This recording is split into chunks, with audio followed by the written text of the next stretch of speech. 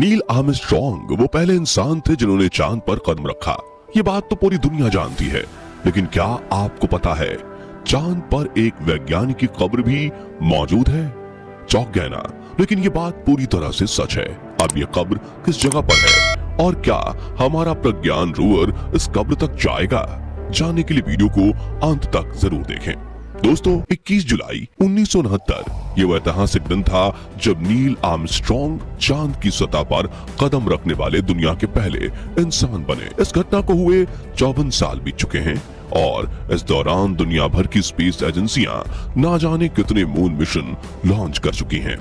इसी सिलसिले को आगे बढ़ाते हुए अभी हाल ही में हमारा चंद्रयान 3 मिशन भी लॉन्च हुआ है। इन सभी मिशन के दौरान वैज्ञानिक सैंपल के रूप में चांद की मिट्टी से लेकर वहां के पत्थरों तक सैकड़ों किलो मलबा पृथ्वी पर ला चुके हैं। लेकिन वो कहते हैं ना कि कुछ पाने के लिए कुछ खोना भी पड़ता है। इस केस में वैसा ही हुआ है। दरअसल चांद के सैंपल्स कलेक्ट करके लाने में वैज्ञानिकों को पृथ्वी से ले जाई गई कई चीजें वहीं पर छोड़नी पड़ जाती हैं, जिनमें से कुछ चीजें वैज्ञानिकों को मजबूरी में वहां छोड़नी पड़ती हैं और कुछ जानबूझकर भी वहां छोड़ी जाती हैं। और अब ये सारी चीजें करोड़ों सालों तक चांद पर ऐसे ही वीरान पड़ी रहने वाली हैं। तो आखिर क्या है ये चीजें जो इंसान चांद पर छोड़कर आए हैं? चांद पर बनी यह कब्र किस वैज्ञानिक की है और क्या हमारा प्रज्ञान रोवर इस कब्र को ढूंढ निकालेगा? आइए ये सब कुछ डिटेल में जानते हैं। दोस्तों, जुलाई 1969 से लेकर दिसंबर 1972 तक नासा के कुल 6 अपोलो मिशन लॉन्च किए गए और इस दौरान 12 एस्ट्रोनॉट्स वैज्ञानिकों ने चांद की सरजमी पर कदम रखा। अब इसमें नील आर्मस्ट्रॉन्ग का नाम तो हम सभी जानते हैं, लेकिन बाकी के 11 एस्ट्रोनॉट्स कौन थे उनका कभी जिक्र नहीं होता। इसलिए आज हम आपको उन सभी एस्ट्रोनॉट्स का नाम बताते हैं। एडविन बर्ज, Aldrin, Charles Pete Conrad, Alan Bean, Alan Shepard, Edgar Mitchell, David Scott, James Irwin, John Young, Charles Duke, Eugene Cernan और हैरिसन स्मिथ। ये वो एस्ट्रोनॉट्स हैं जो नासा पर अलग अलग मिशन में गए। ये 12 एस्ट्रोनॉट्स अलग अलग अपोलो मिशन के हिस्सा रह चुके हैं और हर एक मिशन में ये चांद की सरजमी पर अपनी पहचान के रूप में कुछ न कुछ छोड़ आए हैं। उदाहरण के लिए आखिरी 3 अपोलो मिशन यानी अपोलो 15, 16 और 17 में एस्ट्रोनॉट अपने लूनर रोलिंग व्हीकल्स यानी कि LRV को चांद पर छोड़कर आए थे। दरअसल इन व्हीकल्स को नासा द्वारा खास तौर से चांद पर चलने के लिए डिजाइन किया गया था और एस्ट्रोनॉट्स ने इनके अंदर बैठकर चांद की सैर भी की थी। आपको बता दें कि LRV वाहनों की लंबाई 3.1 मीटर, चौड़ाई 1.82 मीटर और वजन 209 किलोग्राम था। यानी क्योंकि चांद की ग्रेविटी पृथ्वी की तुलना में लगभग 6 गुना कम है, इसलिए पृथ्वी पर भले ही ये 209 किलो के थे, पर चांद पर जाते जाते इनका वजन सिर्फ 35 किलो हो गया था। इस वाहन के अंदर एक साथ 2 एस्ट्रोनॉट्स बैठ सकते थे और इसकी टॉप स्पीड 14 किलोमीटर प्रति घंटा थी। उस समय इन्हें मून बगीज भी कहा जाता था। नासा ने इन्हें बनाने में बहुत पैसा खर्च किया था, लेकिन क्या करते, इन्हें वापस धरती पर लाना उस समय नासा के बस की बात भी नहीं थी, जिसके चलते एस्ट्रोनॉट्स कुछ समय तक इनकी सवारी करके इन्हें ऐसे ही चांद पर छोड़ाए। तब से लेकर आज तक ये व्हीकल्स चांद पर ऐसे ही पड़े हुए हैं और आने वाले करोड़ों सालों तक ये ऐसे ही रहेंगे। इसका कारण ये है कि चांद पर वायुमंडल ना के बराबर है, यानी ना तो वहाँ हवा चलती है, ना ही बारिश होती है और ना ही तूफान। इसलिए वहाँ की धरती पर एक बार जो चीज छूट गई वो करोड़ों सालों तक ऐसी ही रहेगी। यहाँ तक कि नील आर्मस्ट्रॉन्ग के जूते के निशान भी चांद की मिट्टी पर आज तक वैसा ही बना हुआ है, मानो कोई अभी एक पहले ही वहाँ से गुजर कर गया हो। इसके अलावा सभी 6 अपोलो मिशन जो चांद पर सफलतापूर्वक लैंड हुए, उनके लैंडर मॉड्यूल को भी चांद पर ही छोड़कर वापस आना पड़ा और ये लूनर मॉड्यूल आज भी अपनी जगह पर ऐसे ही खड़े हैं जैसे एस्ट्रोनॉट्स अभी कुछ घंटे पहले ही इन्हें छोड़कर यहाँ गए हों। इन बड़ी बड़ी चीजों के अलावा एस्ट्रोनॉट्स की और भी कई सारी छोटी मोटी चीजें इनकी लैंडिंग साइट पर आज तक ज्यों की त्यों पड़ी हुई हैं। इन चीजों में एस्ट्रोनॉट्स का लाइफ सपोर्ट सिस्टम, इनके जूते और ढेर सारे साइंटिफिक इंस्ट्रूमेंट जैसे भूकंप मापने वाला सिस्मोमीटर, चांद की गर्मी जांचने वाला हीट फ्लो प्रोब्स और चांद के भूविज्ञान की स्टडी करने वाले बहुत सारे यंत्र।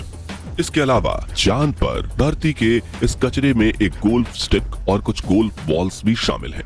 दरअसल अपोलो 14 मिशन के दौरान एस्ट्रोनॉट एलन शेफर्ड एक कीर्तिमान बनाने के लिए अपने साथ गोल्फ स्टिक और कुछ गोल्फ बॉल्स चांद पर लेकर गए थे और सफल लैंडिंग करने के बाद उन्होंने चांद पर गोल्फ के कई शॉट भी खेले।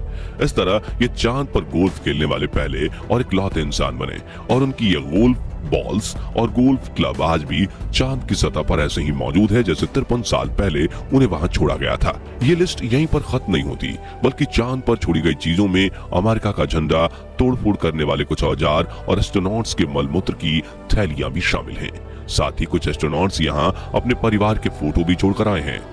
खैर, ये बात तो हुई अपोलो मिशन की। इसके अलावा बहुत से मानव रहित चंद्र मिशन लॉन्च किए गए जिनके निशान, औजार और मलबा वगैरह आज भी चांद की सतह पर पड़े हुए हैं। आप में से काफी सारे लोग शायद ये बात नहीं जानते होंगे कि नासा से पहले सोवियत संघ ने चांद पर अपना मिशन भेजा था। इस मिशन का नाम लूना 2 था, जो दुनिया का पहला ऐसा लूनर मिशन था जिसने चांद की सतह को टच किया। हालांकि इसमें लैंडिंग की जगह स्पेसक्राफ्ट चांद पर क्रैश कराया गया था।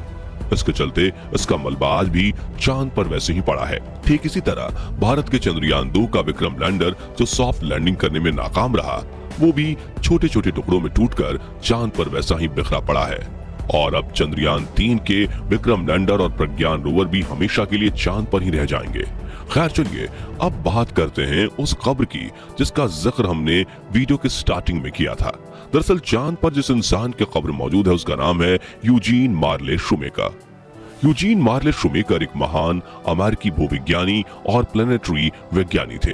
हालांकि उनकी मौत चांद पर नहीं हुई, लेकिन इनकी कब्र चांद पर ही मौजूद है। अब आप सोच रहे होंगे कि भला ये कैसे मुमकिन है। चलिए आपकी दुविधा को दूर करते हैं। दरअसल दोस्तों, यूजीन एक महान वैज्ञानिक थे जिनका जन्म 1928 में हुआ था, लेकिन 1997 में एक सड़क दुर्घटना के दौरान उन्होंने दुनिया को अलविदा कह दिया। यूजीन ने बहुत से अमेरिकन एस्ट्रोनॉट्स को ट्रेन किया था। साथ ही यूटा और कोलोराडो में यूरेनियम की खोज भी सबसे पहले उन्होंने ही की थी और अपने जीवन काल में अंतरिक्ष के अंदर इन्होंने बहुत सारे माइनर प्लैनेट्स खोजे थे। साइंस के फील्ड में अभूतपूर्व योगदान के लिए इन्हें बहुत सारे अवार्ड्स से भी सम्मानित किया गया, लेकिन साथियों दुर्भाग्य से इनमें से कुछ अवार्ड्स इन्हें तब दिए गए जब ये दुनिया को अलविदा कह चुके थे। नासा भी अपने इस वैज्ञानिक का सम्मान करना चाहता था, जिसके लिए उसने तय किया कि वो इनकी कब्र चांद पर बनाएगा। दरअसल शूमेकर ने अपनी पूरी जिंदगी चांद को स्टडी करने में बिताई थी और वो मरने के बाद भी इस सेलेस्टियल बॉडी का हिस्सा बनना चाहते थे। उनकी इसी इच्छा को पूरा करने के लिए 1999 के दौरान नासा ने लूनर प्रोस्पेक्टर स्पेसक्राफ्ट को जानबूझकर चांद की साउथ पोल एरिया के पास एक गड्ढे में क्रैश करवा दिया। इस क्रैश की वजह से स्पेसक्राफ्ट छोटे छोटे टुकड़ों में टूटकर वहां फैल गया और इसी मलबे में एक कंटेनर भी शामिल था जिसके अंदर यूजीन शूमेकर की अस्थियां थीं। इस तरह से ये चांद पर दफन होने वाले दुनिया के पहले इंसान बने। अब जैसा कि हमने बताया, नासा ने इनकी अस्थियों को चांद के साउथ पोल यानी दक्षिणी ध्रुव के करीब एक क्रैटर में फेंका था और क्योंकि चंद्रयान 3 के विक्रम लैंडर ने भी चांद के दक्षिणी ध्रुव में ही लैंड किया है, ऐसे में बहुत से लोगों को ये उम्मीद है कि प्रज्ञान रोवर यूजीन शूमेकर की इन अस्थियों को खोज निकालेगा। लेकिन असल में ऐसा कुछ नहीं होने वाला, क्योंकि इसरो ने अपने प्रज्ञान रोवर को चांद की सतह पर दूसरी जरूरी खोज के लिए भेजा है, न कि यूजीन शूमेकर की अस्थियां ढूंढने को। वैसे साथियों, अमेरिकन स्पेस एजेंसी नासा के द्वारा महान वैज्ञानिक यूजीन शूमेकर को सम्मान पूर्वक श्रद्धांजलि देने के इस तरीके के बारे में आपकी क्या राय है? अपना जवाब कमेंट बॉक्स में जरूर शेयर कीजिएगा।